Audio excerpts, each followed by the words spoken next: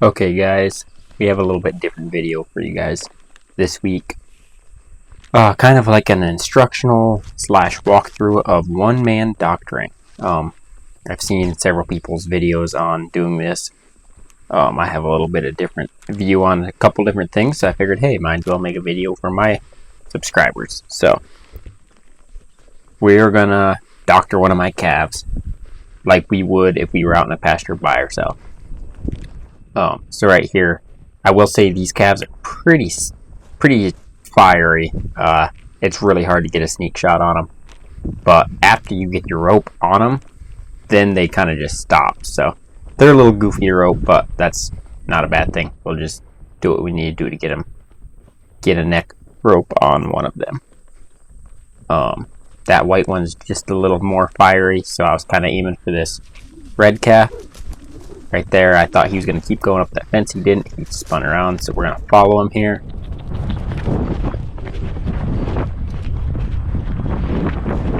I thought he was going to stop up there in that corner, but he turned, and I knew right here was my shot. Threw it on him. And then my biggest thing after getting the rope on him, guys, is to shut him down and let him sit for a second.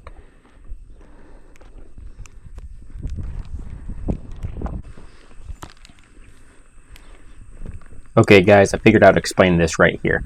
So, I like flipping it over their hip like that, typically onto their right side.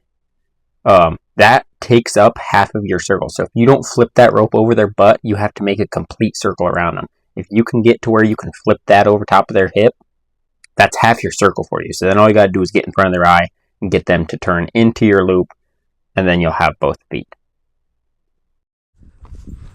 So right here I ride in front of his eye, get him to move. Unfortunately, I did not pick up quick enough. That's going to happen, guys. I left this in here because do not get discouraged if this happens. This is going to happen out in the pasture. I don't care how good you are. The more you do it, the more that's going to happen. So I, once again, flip it over his right side. This time he kind of knew what was going on, so he turned into the fence.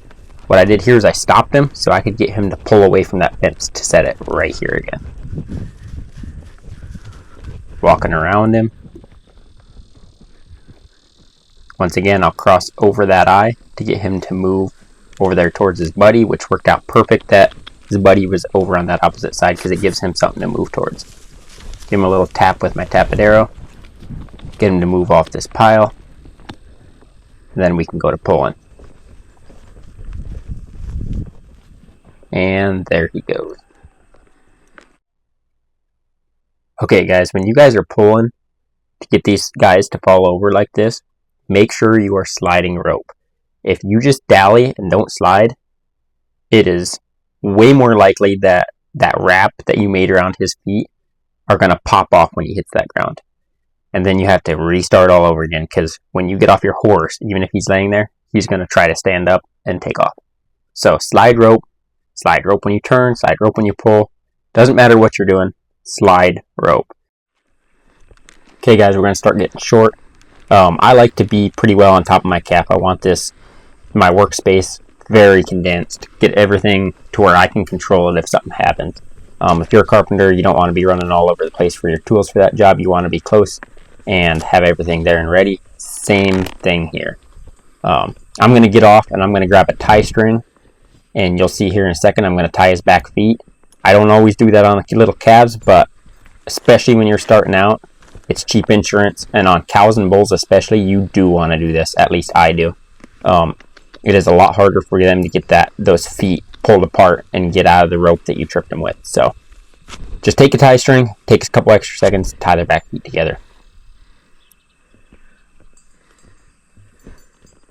Then you would grab whatever medicine you need off that side, obviously, and then I come to this other side to administer whatever you need to administer to him and get him right back up. So to get him up, I just pop my coils. Once again, because we're so close, it's so easy. It's right there. It didn't want to come off the horn, so I just reached up there and grabbed it. And I didn't even have to take my hand off the calf. I take the neck rope off first,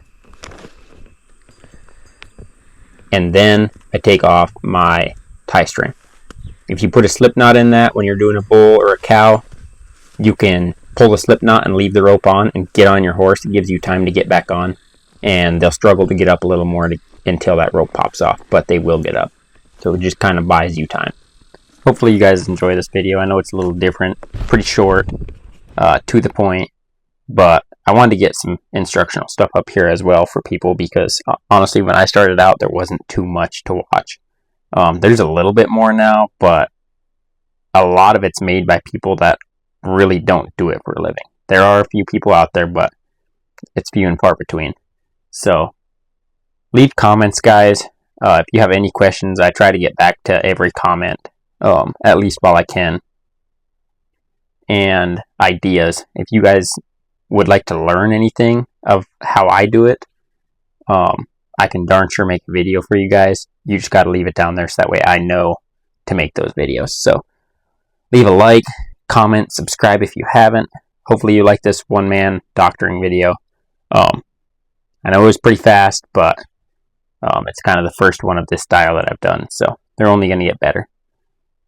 And some exciting stuff. This thing was filmed from my new GoPro. I got a better quality GoPro, so hopefully it's more enjoyable for you guys to watch.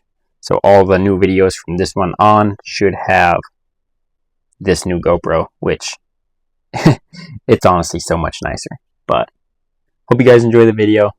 We will catch you on the next one.